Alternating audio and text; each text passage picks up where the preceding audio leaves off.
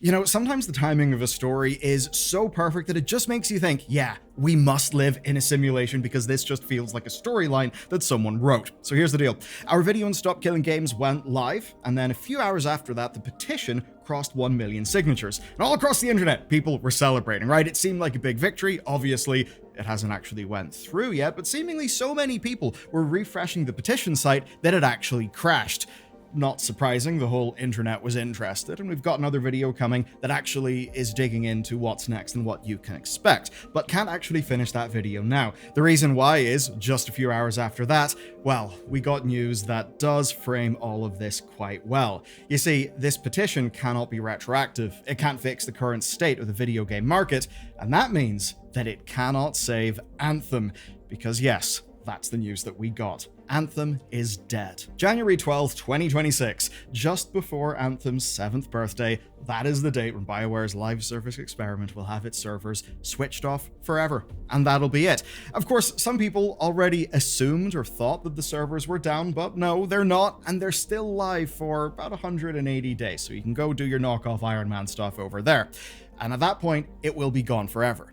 Now, the game is actually delisted from stores right now. It'll vanish from EA's subscription service August 15th. As for microtransactions, they're already disabled, but you can spend your premium currency before the shutdown, and then it will shut down, and that will be that. There will be no more Anthem. But there is actually one more thing, a bit of a telling thing given the state of the industry right now. EA clearly knows the reputation, so they've added in this cheery note to their announcement, which is just this little quote. No, the sunsetting of Anthem has not led to any layoffs. So clearly that's a slice of PR they wanted to manage. Now, there's one thing that keeps coming up in this channel that I think we all hate, and it's whenever a company rams tech down our throat to serve their purposes. Here, I've got the opposite. This is the NotePin from Plaud, and they're today's sponsor. And here's the TLDR, right? It's a gorgeous piece of hardware plus their AI and software, and it helps me actually use technology less. And you'll even pay less for it with my code on their Prime Day sale. So here's the deal, right? I take a lot of notes, a lot of ideas for this channel, a lot of lore for the Warcraft channel, and Plaud actually helps me do that so much better. So it's only 22 grams, and it magnetically sticks or clips on. So what you do is, right, you just click, you have your meeting, you click to stop, and that's actually that. No app, no phone, no fiddling around. What it does is it transcribes everything. It identifies speakers. It creates structured notes with action items and key takeaways, all that stuff. And even better, you can actually ask AI across all of your notes, which means no like spending ages trying to find like that note that you think you made last week, but you can't find it.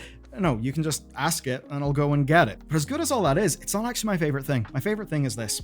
Not typing during a meeting, not being on a computer or a phone means it can be a real creative meeting. One that's high quality, not just some corpo check-in where we're all just there taking some notes just for the point. And not just for meetings. Say an idea strikes. Well, I just pull out my NotePin, I click, I speak, I click, I pocket it again. And that's it, done. My idea or my note is captured. I don't need to pick up my phone, unlock it, do anything like that. And even better, I can save you a bunch of money. So you can get your NotePin at the link down below. And if you use code NEWS22, you'll get 22% off. You'll also get 300 minutes free transcription monthly.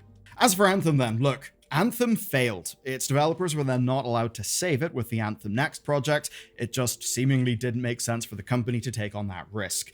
And of course, there aren't crowds of people waiting to play this game. But here's why I think it does matter. Number one, a very core principle, people paid for this game. And to the Stop Killing Games movement, that is very much cutting to the core of their principle of buying a product versus having a license. And that's the debate that's animated the entire consumer movement. Now, on a purely consumer level, you bought a game with money. This is, again, us just putting terms of service and all that aside. A person feels like they put some money away and then they got a game for that, and now that game is being taken away. But here's the thing. People's worries actually go beyond just the consumer side of things. As an example, Anthem has, to some people, pretty incredible mech flying gameplay. There were cool bits of Anthem, it just obviously was far less than the sum of its parts. Now, I think it's fair to say that future developers should be able to learn from Anthem by actually playing it, right? By seeing how that feels. Because if someone wants to make that type of game, playing Anthem for reference would help. That's quite literally how people think about designing games. You will often find references to see if your idea has been done before. Are there lessons that those developers learned that you can now benefit from? It's progress like that, being able to stand on the shoulders of past designers that helps push the industry forward. And of course, helps better games actually come out. So Anthem not being playable somehow is obviously bad. And in that way, we would all benefit from Anthem being playable in some way. Just that EA probably wouldn't. Just about nothing today would impact their bottom line in a real positive way. The other side of Anthem is obviously historical. I mean, if you want to understand BioWare's current state as a company, Anthem tells that story. So it is, I think, the perfect example of why this legislative initiative has quite a point to it. But it does all hit in one problem, of course. As described in the FAQ, quote, Anthem was designed to be an online-only title, so once servers go offline, the game will no longer be playable. So yeah, it's a little bit of the Crew-like situation. That's it, game's gone. And where most people are left is a fairly obvious position saying, why the hell is there not an offline mode so I can just play this game free from your servers? Well, here's the thing. The disasters of Anthem's development are quite well recorded, and trust me, this is building to quite a point in something you almost certainly did not know about this game. So, the disasters are well recorded. We know BioWare faced loads of difficulties and also EA-induced problems. We do not need to rehash all of that, so we won't. But here's where there is a point. Staff were desperately trying to make a game that even came together in any, final shippable state. So, of course they were not thinking about preserving something that was already far up shit creek and had not launched yet. And it's not like EA would give a shit at that stage. They, funnily enough, just want a game that they can publish, and on an institutional level, they're not that keen on preservation. I mean, obviously, imagine running a cost-benefit analysis on that. Someone must have, though, and it's probably why the EA graveyard looks the way that it does. But we will return to this point, because what Stop Killing Games is talking about is legal compliance.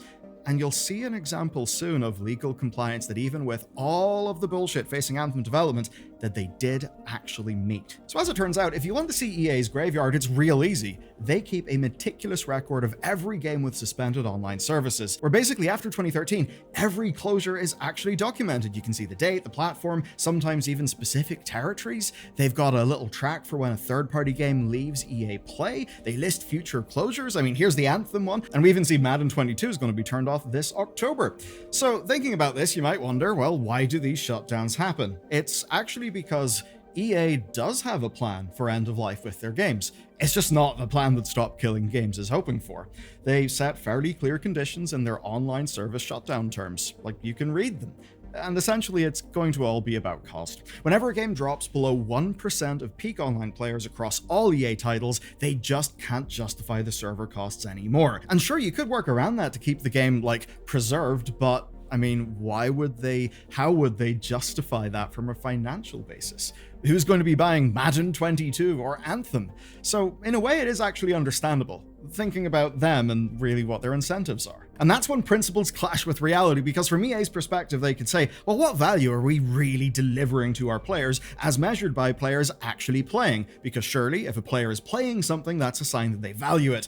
Okay, so nobody's playing, why would we even bother? Whereas, of course, for Stop Killing Games, it's far more about the principle of what ownership means, the principle of preservation. So really, there are no surprises here, and it's probably not even just about revenue or costs. It's just about how many active customers they would inconvenience by shutting something down, and likely just the complexity of running loads of different simultaneous services. They probably want to shut things down whenever they can. So how do we breach this gap between principle and, I suppose, reality as EA thinks it through?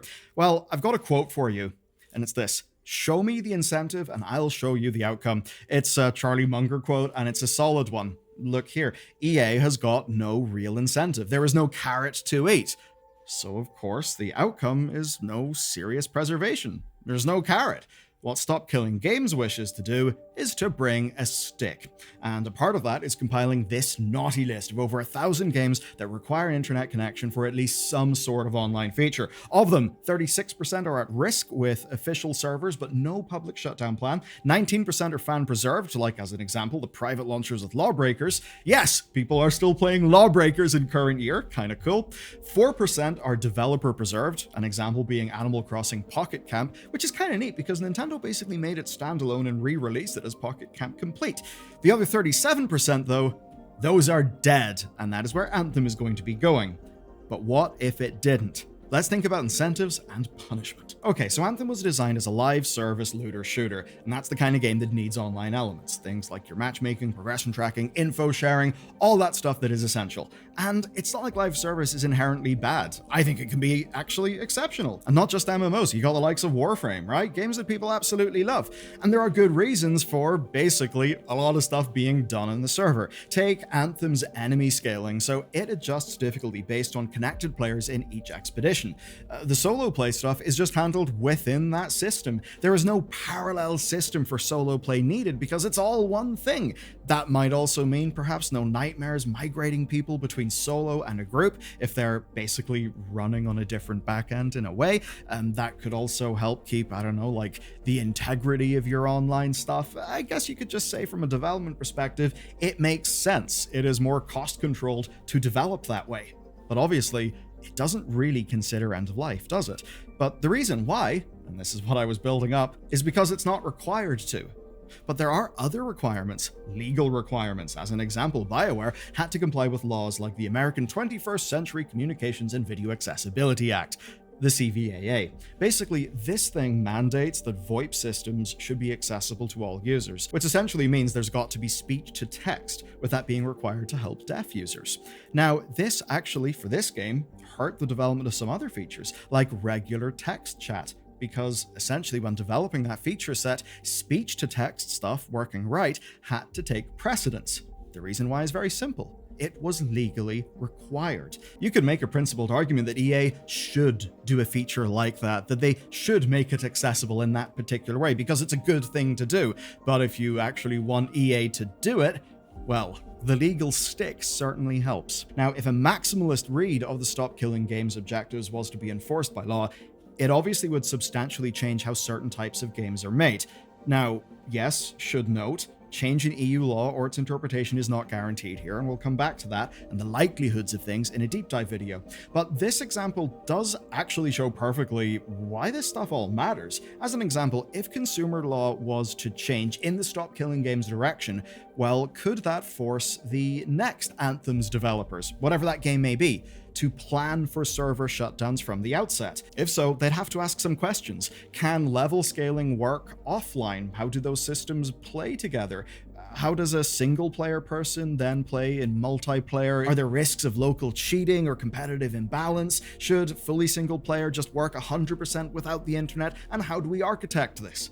Those would become mandatory considerations, not just something to think about because it's interesting and perhaps a good thing to do. So it's here then that we actually understand Stop Killing Games a bit more properly, because I think if you're saying, listen, Stop Killing Games is just a good thing, it's just a bunch of developer nerds who are saying that this would cost more money that, you know, blah, blah, blah, blah, blah, then no, not really. A maximalist version of Stop Killing Games absolutely would change how these games are made.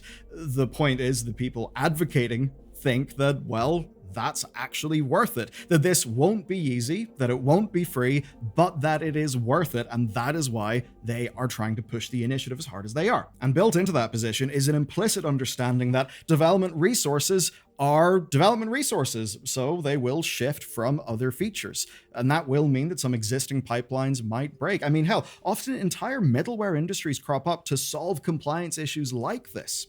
But of course, if that middleware doesn't exist, then, well, you know, dev time is dev time, and it'll probably take a good bit more. And the reason why I brought up the Anthem text chat is that shows us dev time spent on compliance will, in this case, be compliant, but may not optimize for your personal preferred outcome. You could argue that text-to-speech is an extremely niche thing as compared to the overall quality of your text chat experience, but that doesn't really matter because they have to be legally compliant. That forces their action. It forces them to reallocate their development resources, and in this case, seemingly change the architecture of how they handled their text stuff. So, this is not something that is about being objectively correct because our principle is right, and because our principle is right, it's right and we should do the thing. No, this is us as adults talking about trade-offs. So, which do you value more? Substantial end-of-life planning and implementation, or whatever else any additional dev time could go into if that stuff is not being prioritized? That's the question, and a damn well-timed one, because Anthem proves something very important. Number one, that the discussion over Stop Killing Games is actually relevant, that it's good that we're talking about that, but more pragmatically, it proves that even in messy development hell shit show situations, the developer will meet legal compliance. They did that with text-to-speech. Would they do that for end-of-life support? And speaking of life support, God, this is going to be so grim. Well, you know what? Microsoft just sort of put a whole bunch of things in life support, and anything that was in life support, they pulled the plug. A lot of people are gone, and you can learn about the Microsoft cuts in this video next.